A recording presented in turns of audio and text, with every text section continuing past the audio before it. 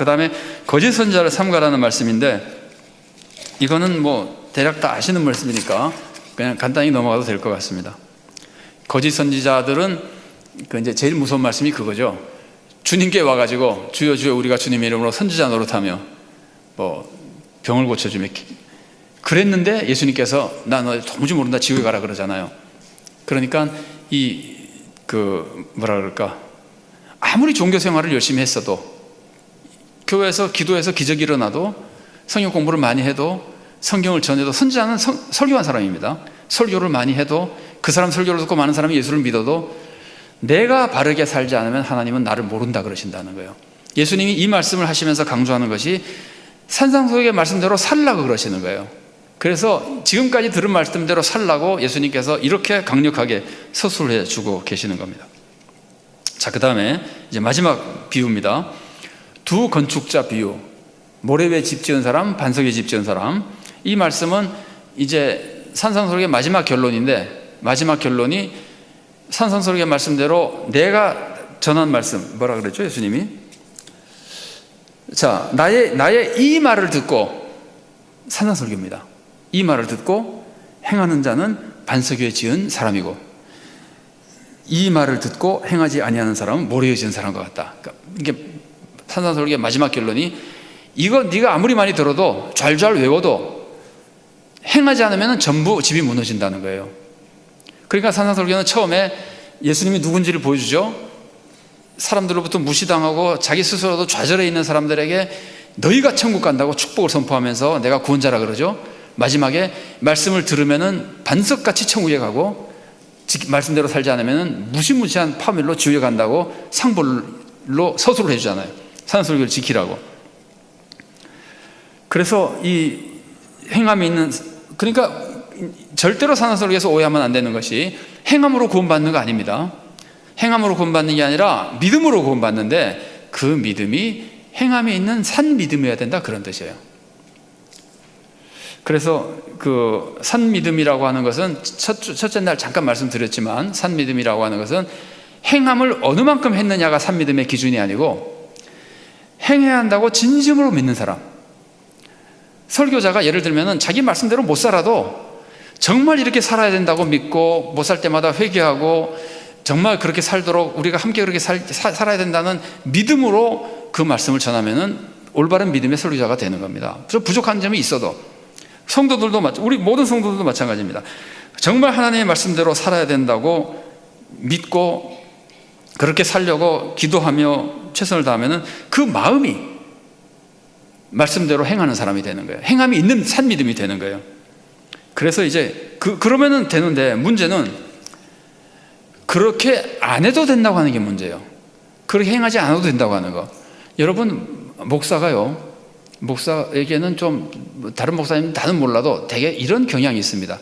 설교 시간에는 성경에 있는 말씀을 이렇게 좀 과격하게 전할 수 있는데, 개인적으로 사정이 와서 상담을 하잖아요. 상담을 하면 그렇게 과격하게 말하기가 굉장히 어려워져요. 슬슬 말을 돌리게 되고, 뭐 집사님 그 정도만 해도 훌륭하시죠, 뭐 이런 식으로 말을 자꾸 하다 보면은 진짜 진리를 말씀을 전하지 못할 때가 있어요. 어떤 방법으로든지 행함이 없어도 괜찮다고 말하면은 그 믿음은 죽은 믿음이고, 행함이 없어도 괜찮다고 말하면은 아까 앞에서 5장에서 예수님이 뭐라 그러셨죠? 이 계명을 버리고, 율법을 하나라도 버리고 또 버리라고 가르치는 사람은 천국에서 볼 때 가장 작은 자라 그러잖아요. 그러니까 이 말씀대로 뭐랄까 정말 살아야 된다고 믿는 사람은 산 믿음이고, 뭐 그렇게 안 살아도 된다고 믿는 사람은 천국에서 볼 때 제일 작은 자, 아니면 제일 나쁜 사람이 되어버려요. 특히 그렇게 가르치면 더 나쁜 사람이 되는 거예요. 그래서 예수님이 이 말씀을 하셨죠. 이 말씀대로 살아야 천국 가고 안 살아면 지옥 간다는 말은 이 말씀대로 살 수 있다는 뜻입니다. 물론 우리의 모습만 보면 그렇게 살 수 없지만, 성령님의 충만하심 속에 그렇게 살 수 있는 때가 옵니다. 그럴 시간도 있습니다.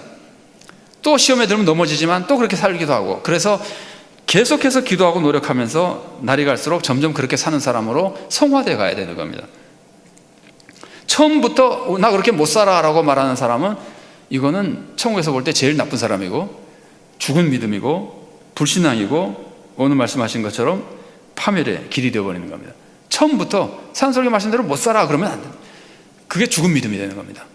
예수님이 이렇게 살라고 가르치셨다고 그렇게 사는 것이 신앙이라고 굳게 믿고 최선을 다하면서 노력하는 겁니다. 산상설교의 마지막 결론이 이제 그 예수님이 가르쳐 주신 그 뭐라 그럴까요?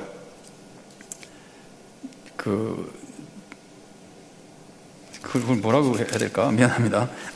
산상설교의 예수님의 가르침이라 그러거든요. 여러분, 예수님의 공생의 사역을 셋으로 요약한 게 나오죠, 성경에. 가르치고 천국 복음을 전하고 병을 고쳤다, 이렇게 돼 있죠. 그러니까 가르침은 교리의 가르침이나 윤리의 가르침인데, 가르침에 주로 많이 이용되는 것은 윤리적인 가르침입니다. 사랑해라, 이게 가르침이라면은 복음 전한 거는 예수 믿어라가 복음 전하는 거예요. 서로 사랑해라, 원수를 사랑해라. 그 다음에는 복음을 믿어라. 그 다음에는 기적을 막 행해주는 거예요. 하나님 믿도록 도와주기 위해서 병도 고쳐주고 기적을 행하는 거예요. 그런데 이 세 가지 사역 중에 산상설교는 가르침이었다, 그거예요. 바른 삶을 가르침이었다는 거예요. 그런데 그 가르침을 사람들이 다 듣고 나서 예수님의 권위에 놀라고 예수님을 막 따르죠. 8장 1절 지난번에 소개해드렸죠. 많은 사람이 따랐습니다. 그러니까 우리도 예수님처럼 권위 있는 사람이 돼야 사람들이 따르는데, 성도가 되든 교역자가 되든 성도도 세상에서 영향력을 미치려면은 이렇게 권위 있는 사람이 돼야 되는데, 그 권위가 다 어디서 오느냐 하면은 예수님이 한 것 같이 할 때 권위가 오는 겁니다. 자, 그래서 예수님과 서기관들의 차이점을 제가 표로 만들어 놓은 게 있는데요. 짧게 그냥 보겠습니다. 예수님과 서기관들의 차이는, 예수님은 자신의 권위로 말씀하셨다면 서기관은 선조들의 권위로 자꾸 인용해서 말합니다. 예수님은 자기 확신이 뚜렷합니다. 선조들은 확신이 별로 없습니다. 남의 말을 그냥 전달하는 겁니다.